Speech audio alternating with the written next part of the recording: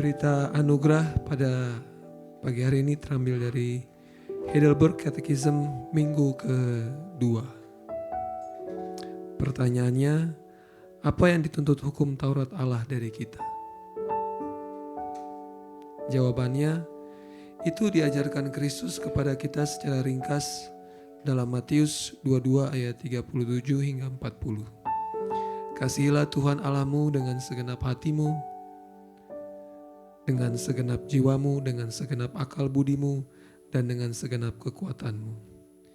Itulah hukum yang terutama dan yang pertama.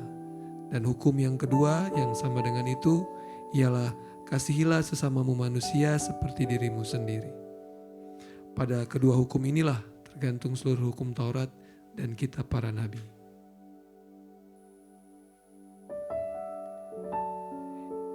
Ini dipahami sebagai bagian penting dari jalan masuk Injil. Ini bukan kabar buruk yang berdiri sendiri, melainkan hukum yang membawa kepada Kristus. Ini bukan saja cermin yang menunjukkan kondisi manusia di hadapan Allah, namun juga bayangan Injil di dalam hukum. Berita anugerah yang terkesan gelap di awalnya, namun sungguh terang, Kristus nyata di dalamnya. Mari kita simak.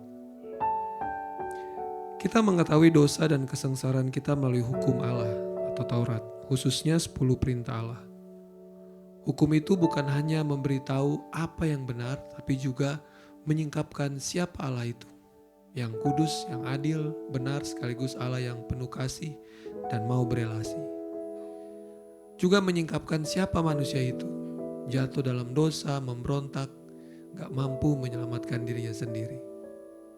Kristus merangkum hukum dalam 2 perintah. Pertama, kasih kepada Allah dengan segenap hati, jiwa, pikiran, dan kekuatan. Kedua, kasih kepada sesama seperti diri sendiri. Ini penting, berbicara mengenai totalitas kasih di mana standar Allah bukan sekedar perilaku eksternal atau standar moral dunia. Namun terlebih masalah internal, yaitu hati, motivasi, serta keinginan yang berdasarkan firman-Nya dengan cara pandang Injil yang benar. Ini berarti seluruh keberadaan. Ini membuat jadi mustahil bagi manusia yang telah jatuh dalam dosa. Kita akan gagal total dalam mengasihi Allah, gagal total dalam mengasihi sesama. Yang ada hanya self-love, itu pun bukan self-love yang merujuk pada Injil, namun yang memberontak terhadap Tuhan. Dan bukan hanya gagal, natur kita rusak, bukan hanya tindakan, namun dari kecenderungan hati terdalam, rohani kita sudah mati, terasing dari Allah. Hukum menyingkapkan bahwa pusat hidupku bukan Allah, melainkan diriku sendiri. Seperti di Roma 3 ayat 10 hingga 12 tidak ada yang benar, Roma 8 ayat 7, pikiran daging tidak takluk kepada Allah, Efesus 2 ayat 1, mati secara rohani. Nah, menariknya dalam katekismus ini kita diajak untuk melihat hukum Taurat bukan dari cara pandang perjanjian lama saja, namun melalui terang Kristus. Di mana Kristus sebagai penggenap Taurat itu sendiri, kita bisa melihatnya di Matius 5 ayat 17. Kristus bukan sekadar ahli hukum, namun hukum itu sendiri. Ini menarik. Jika katekismus Heidelberg mengutip perkataan Musa, maka kita akan berhenti pada inilah yang harus saya lakukan. Namun katekismus Heidelberg mengutip perkataan Yesus, sehingga kita diingatkan bahwa inilah yang Yesus telah lakukan dengan sempurna bagi kita. Kristus pelaku ketaatan total yang tak bercacat luar dalam, baik keinginan, hati sampai tindakan. Jadi kabar baik berita anugerah ini berjalan 2 tahap. The law drive us to Christ and Christ fulfill what the law demands. Hukum menghancurkan ilusi gue cukup baik nih. Hukum menutup semua self-salvation. Namun juga hukum membuka dan menunjukkan kebutuhan kita akan Kristus yang akan menggenapinya. Hukum bukan musuh orang percaya. Ya, orang percaya tidak diselamatkan oleh hukum, tapi setelah diselamatkan ia mulai mencintai hukum Allah.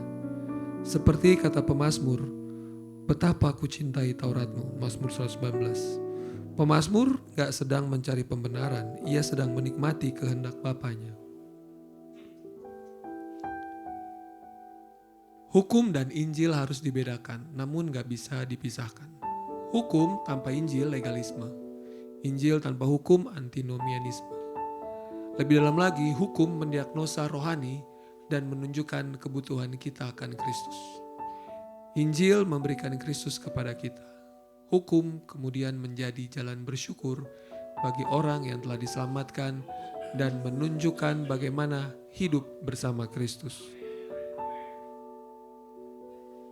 Kita nggak diminta untuk berusaha lebih keras atau hidup bebas karena sudah selamat. Namun lihatlah kekudusan Allah dalam hukumnya. Akuilah bahwa engkau tidak mampu memenuhinya. Datanglah kepada Kristus yang telah berinisiatif terlebih dulu menyelamatkanmu dan yang telah memenuhi hukum itu bagimu.